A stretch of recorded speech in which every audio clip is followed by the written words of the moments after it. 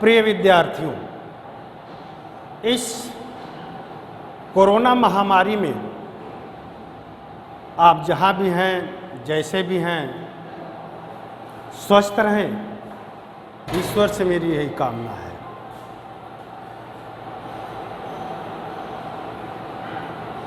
मैं कृष्ण प्रकाश सिंह, हिंदी विभाग, श्री विश्वनाथ स्नातकोत्तर महाविद्यालय कलान सुल्तानपुर।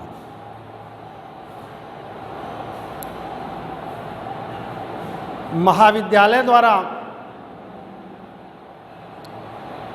ऑनलाइन शिक्षण कार्य के लिए मैं महाविद्यालय के प्रबंध तंत्र को साधुवाद देता हूँ, धन्यवाद देता हूँ।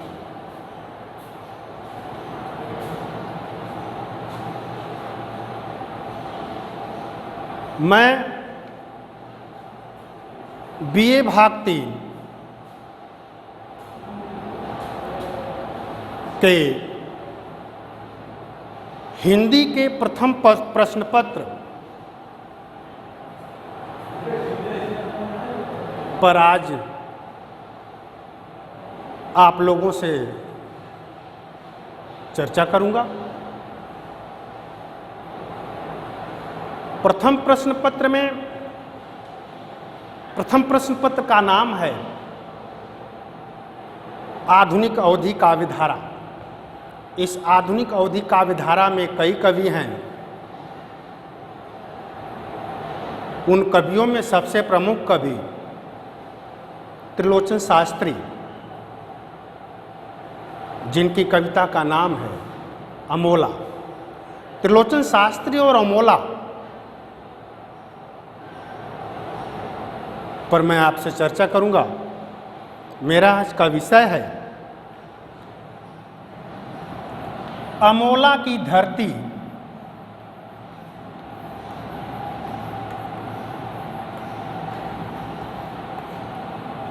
और त्रिलोचन शास्त्री।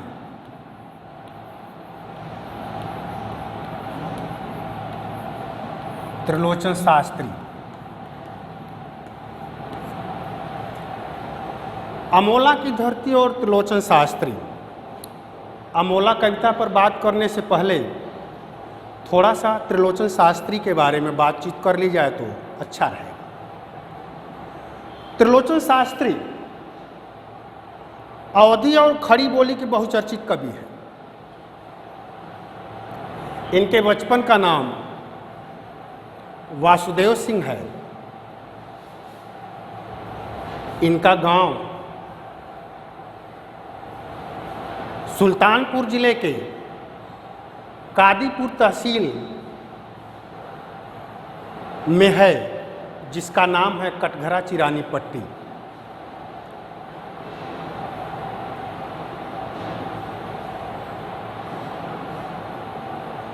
श्री विश्वनाथ स्नातकोत्तर महाविद्यालय और कटघरा चिरानी पट्टी के बीच की दूरी लगभग 10-15 किलोमीटर है।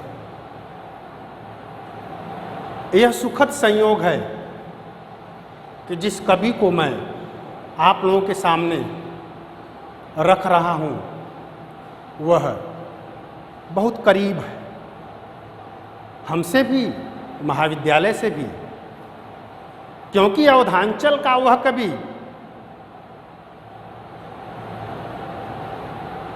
जो अपनी रचनात्मकता में कोई कोर कसर नहीं छोड़ता। रचना ही उनका जीवन है। अपितु हम यह कहें, ईश्वर ने उनकी झोली में रचनात्मकता की कला ही डाल दी है।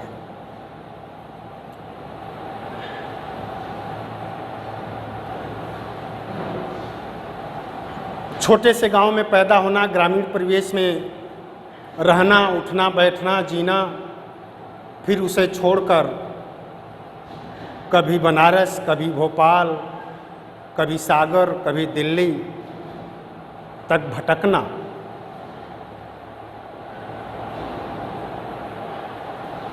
चाहे जो भी हो, कितना भी त्रिलोचन शास्त्री भटके हों, लेकिन अपने बचपन को और अपने ग्रामीण परिवेश को छोड़ नहीं पाए। जहाँ तक मैं समझता हूँ कि वास्तविक रचनाकार वही होता है जो अपनी जमीन, अपनी मिट्टी की खुशबू को कभी छोड़ नहीं सकता। त्रिलोचन शास्त्री इसी लय के कलाकार हैं। मैनेजर पांडे ने, बड़े आलोचक मैनेजर पांडे ने कहा है कि त्रिलोचन शास्त्री जीवन की लय में मुक्ति का राग। वहीं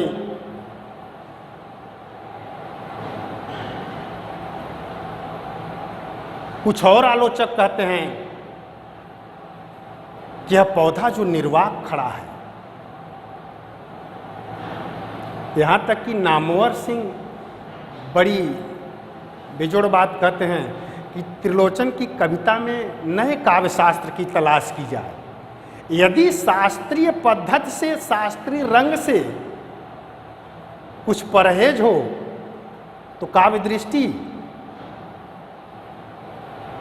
त्रिलोचन की कविता में देखी जाए तो ये बेहतर होगा, क्योंकि त्रिलोचन शास्त्री अपने समकालीन कवियों के साथ हैं, लेकिन आलोचनात्मक स्तर पर वह छूट जाते हैं। अज्ञेय, नागार्जुन, शमशेर बहादुर सिंह, मुक्तिबोध, ये प्रगतिशील काव्यधारा के बहुचर्चित कवि हैं, लेकिन प्रगतिशीलता के उन मानकों में त्रिलोचन शास्त्री अपने आप को बैठा नहीं पाते जिन मानकों में अज्ञेय बैठे हैं, मुक्तिबोध बैठे हैं, नागार्जुन बैठे हैं, शमशेर बहादुर सिंह बैठे हैं। इनका मानक ही कुछ अलग है। इनकी संपूर्ण कविता को देखा जाए तो किसान जीवन और ग्रामीण परिवेश दिखाई देता है। वह उसे छोड़ नहीं पाते। लगभग 14 काव्य संग्रह त्रिलोचन शास्त्री के प्रकाशित हैं, जिसमें पहला काव्य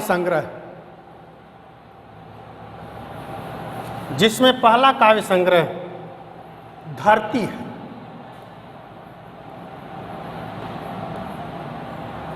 जो 1945 में प्रकाशित हुआ।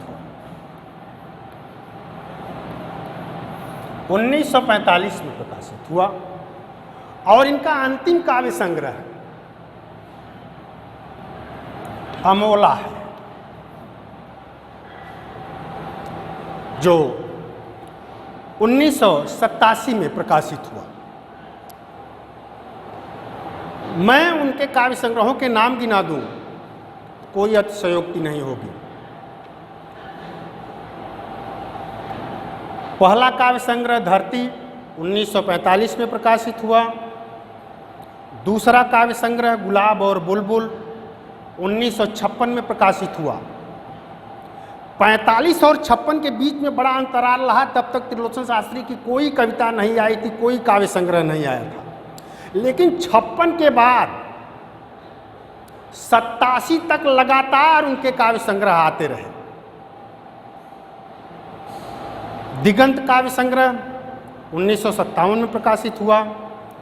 ताप के ताए हुए दिन 1980 में प्रकाशित हुआ।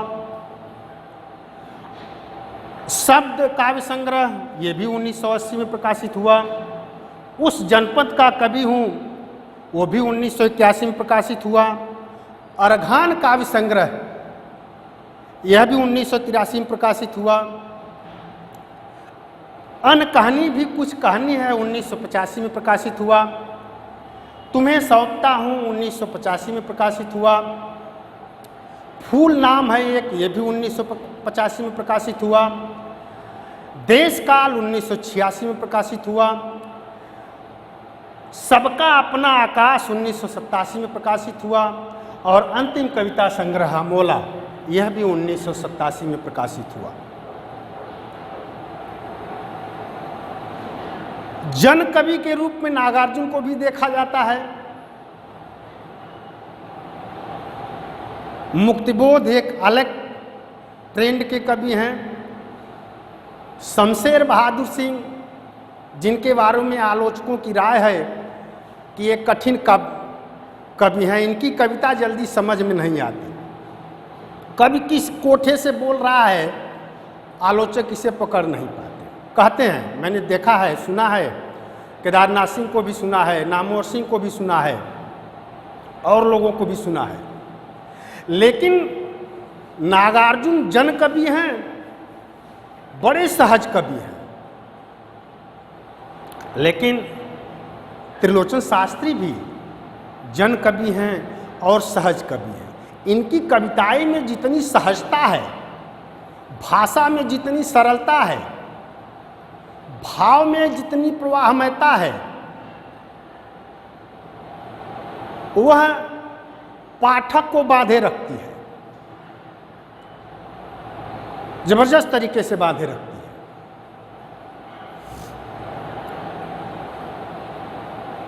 लोक को किस तरह से कविता में उतारा है, यह नगई महरा भोरई केवट ऐसी कविताओं को हम देख सकते हैं।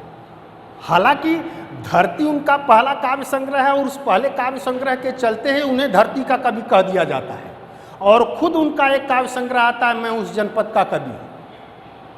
अर्थात अपनी मिट्टी और खुशबू को छोड़ नहीं पाते, उससे कभी अलग नहीं रह पाते। और एक रचनाकार का धर्म है कि वह यदि अपनी रचनाधर्मिता के साथ खड़ा है, अपने लोक को न छोड़े, अपने निज को न छोड़े, अपनी मिट्टी को न छोड़े। त्रिलोचन शास्त्री इसको बखूबी लेके चल रहे हैं, अपने झोले में भरकर टहल रहे हैं। बनारस, दिल्ली, भोपाल, चाहे जहाँ जा रहे हैं, लोक को लेकर वो झोले में चल रहे हैं। उसी लोक व्यवस्था को देखने के लिए हम जरा सा एक कविता की तरफ आते हैं, जिसका नाम ही है अमोला, जिसका कोई मोल न हो। देखिए, इस अमोला के कई भावार्थ होंगे। जिसका कोई मोल न हो, इस अमोला का भावार्थ बचपना है। इस अमोला का भावार्थ उस आम के छोटे छोटे पौधों से है जो बिल्कुल कोमल होते हैं। उसको भी लोक बोली में अमोला ही कहा जाता है, उसको भी हम देख सकते हैं। कविता की शुरुआत बड़ी जोरदार तरीके से होती है, क्योंकि त्रिलोचन शास्त्री शब्दों के जादूगर हैं। शब्दों को जीवन में जिया है। मैंने एक बार पीछे ही कह दिया था कि त्रिलोचन शास्त्री अवधि के भी कवि हैं और खड़ी बोली के भी कवि हैं। उनकी पहचान आंचलिक बोली के रूप में भी होती है और भाषा के रूप में भी होती है। हालांकि अवधि भक्ति काल की सबसे प्रबल बोली रही है, जिसमें कई महाकाव्य लिखे गए, और उस समय भक्ति काल में दो ही बोली चल रही थी, अवधि और ब्रज। खड़ी बोली भी बोली थी, लेकिन अब खड़ी बोली भाषा की मुख्य धारा में आ गई है। त्रिलोचन शास्त्री खड़ी बोली में भी रचना किए हैं और अवधि में भी। और त्रिलोचन शास्त्री काव्य के रूप में एक नई पद्धति को विकसित किए हैं और उस पर बहुत ज़्यादा लिखे हैं, जिसे तमाम विद्वान लोग सानेट कहते हैं। तो सानेट भी त्रिलोचन की रचना का एक अंग रहा है। मैं अमोला कविता की तरफ थोड़ा सा आऊँ और उस पर कुछ बात करूँ तो शायद ठीक होगा। अमोला कविता की शुरुआत ही बड़े मज़ेदार तरीके से होती, क्योंकि वहाँ शब्द हैं, वाक्य नहीं है।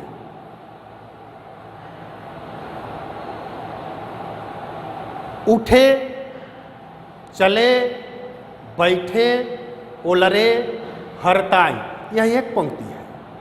उठे चले बैठे ओलरे हरताई, तोहरी न सुधि हमरे आपन कछुनाई। देख लीजिए, कहीं कहीं वाक्य नहीं, केवल शब्द हैं, और शब्द को जिया है, किस तरह से शब्द को बैठा रहा है वह रचनाकार। कुछ आलोचक कहते हैं कि यह पंक्ति त्रिलोचन शास्त्री अपने पत्नी के वियोग में लिख रहे हैं, और वो कह रहे हैं कि मैं चाहे जिस अवस्था में रहूं, तुम्हारे ख्यालों के अलावा मेरे पास कुछ और नहीं है। लेकिन इसी पंक्ति को यदि आप ग्रामीण परिवेश से जोड़ें, त्रिलोचन के उस ग्रामीण परिवेश से जोड़ें जिस ग्रामीण परिवेश को त्रिलोचन जी रहे हैं, तो देखेंगे कि गांव का हर व्यक्ति किस तरह से है। वह गांव का एक दृश्य उपस्थित कर देते हैं कि गांव में कोई व्यक्ति उठ रहा है, कोई बैठ रहा है, कोई चल रहा है, कोई सो रहा है, कोई कुछ कर रहा है, कोई कुछ कर रहा है। इन सारे क्रियाकलापों के साथ त्रिलोचन शास्त्री यह कहते हैं कि हमारा वह ग्रामीण परिवेश इतना सहज और सरल और मधुर है कि एक दूसरे के सहयोग के साथ बिल्कुल खड़ा रहता है, छोड़ नहीं सकता। लोग एक दूसरे के साथ इतनी सहजता और सरलता से खड़े हैं जिसकी व्याख्या बड़े सरल तरीके से त्रिलोचन शास्त्री ने कर। ऐसे कई प्रसंग हैं।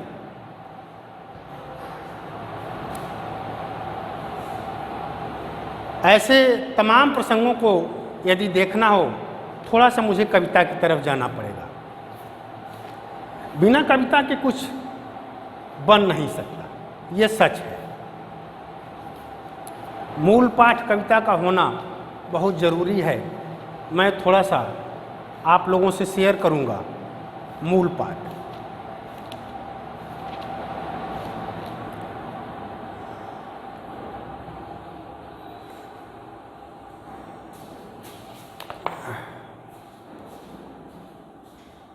उठे चले बैठे ओलरे हरताई, तोहरी में सुधि हमरे आपन कछुनाई। फिर दूसरे प्रसंग में देखिए किस तरह से वह आत्मीयता जोड़ते हैं, किस तरह से वह ग्रामीण परिवेश बिल्कुल आत्मीय है, एक दूसरे से लगा हुआ है, दूर नहीं जाना। संबंधों की महीन बुनावट त्रिलोचन शास्त्री की, ग्रामीण परिवेश के संबंधों की महीन बुनावट त्रिलोचन शास्त्री की कविता में देखने को मिल जाएगा।